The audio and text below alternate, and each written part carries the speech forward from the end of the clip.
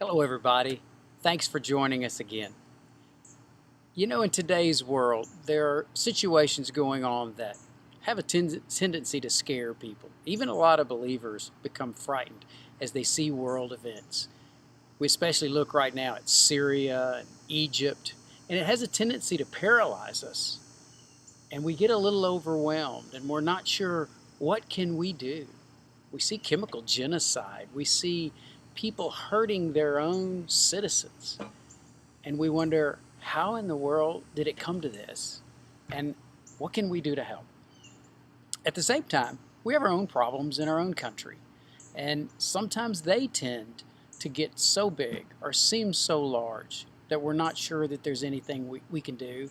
And we have a tendency, unfortunately, to just give up. But there is good news. St. James wrote a letter to the church. And in that letter, he said, the fervent, heartfelt prayer of a righteous person is very powerful. The fervent, heartfelt prayer of you and me is very powerful to world events. And so, as you enter your prayer life every day, remember to leave some time for what's going on around the world and even in our own country. Ask God to fill the leaders around the world, with world leaders, with His Holy Spirit, to give them wisdom, to give them knowledge, to give them understanding of how what they're doing might affect every person on earth, and help them to lead them as a shepherd and guide them into only God's will.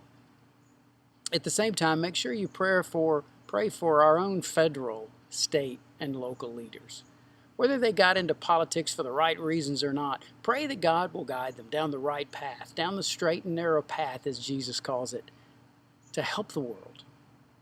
And if you're one of those people who likes to fast as part of your prayer life, ask God if fasting might be appropriate right now at some point in praying for the world events. And again, especially for what's going on in the Middle East.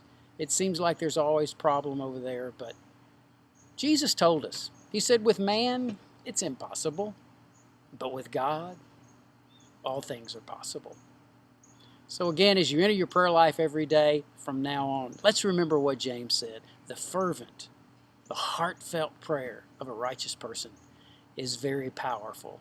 And together, that power is multiplied to such an extent, we literally can change the world and bring people to Jesus.